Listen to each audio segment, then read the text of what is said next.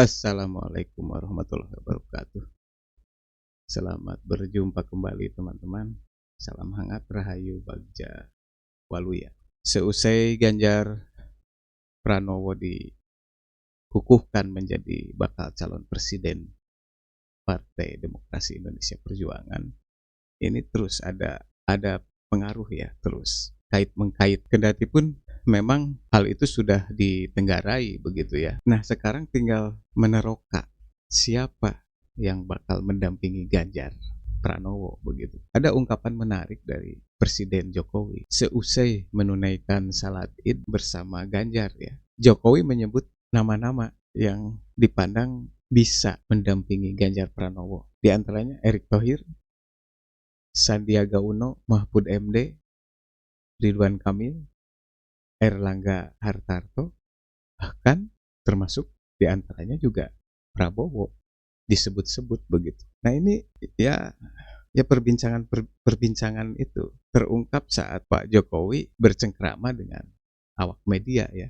Jadi ini sinyal begitu. Memang sudah ada nama-nama yang dipersiapkan. Apalagi tempo hari juga pentolan PPP Rohamur Muji juga menyebut nama yang disebut-sebut oleh Jokowi begitu. Di antaranya yaitu dua nama itu, Erick Thohir dan Sandiaga Salahuddin Uno begitu. Kita ikuti nih perkembangan selanjutnya. Tapi ini sebetulnya sudah menjadi semacam saringan ya, apa yang diungkapkan oleh pengamat, apa yang dipindai oleh lembaga survei, itu bisa menjadi saringan untuk mengambil keputusan begitu ya. Nah, ini ada temuan yang menarik dari lembaga survei.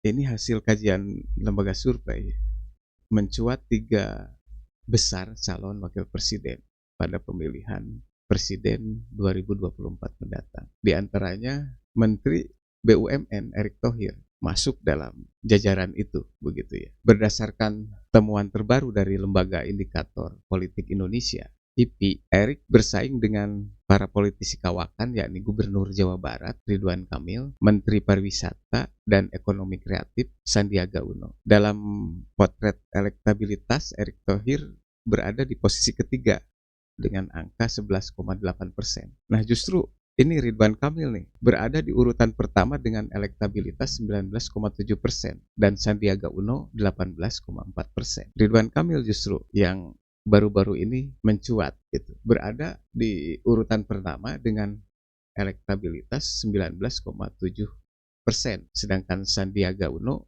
18,4%. Memang selisihnya tidak terlalu jauh bedanya ya, dari terutama di nama teratas Ridwan, Sandi, dan Erick, ujar Direktur Eksekutif Indikator Politik Indonesia Burhanuddin Muhtadi, seperti dikutip jpnn.com. Artinya nama Erick meningkat 1 posisi dari hasil survei indikator politik sebelumnya. Menurut Burhanuddin Muhtadi, sebelumnya hasil survei Erick bersaing dengan Ketua Umum Partai Demokrat Agus Harimurti Yudhoyono di posisi 4 dan 3. Namun setelah 2 bulan berselang, Erick Thohir berhasil menyalip AHY di posisi ketiga bursa cawapres versi Indikator Politik Indonesia. Burhanuddin menjelaskan kenaikan elektabilitas ex-presiden Inter Milan itu tidak lepas dari keberhasilannya meredam dinamika di dunia sepak bola Indonesia. Memang ada efek elektoralnya buat Erick Thohir sebagai calon wakil presiden.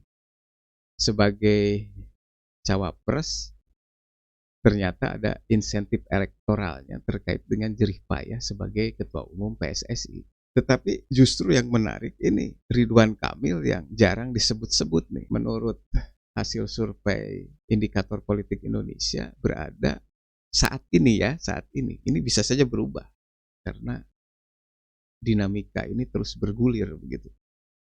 Saat ini Ridwan Kamil berada di urutan teratas hasil survei IPI ya, Indikator Politik Indonesia.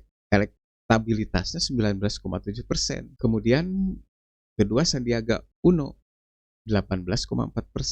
Nah, Erik di posisi ketiga 11,8%. Nah, ini bagaimana alur cerita selanjutnya nih? Ini menarik ya. Ridwan Kamil ternyata diam-diam menghanyutkan ya.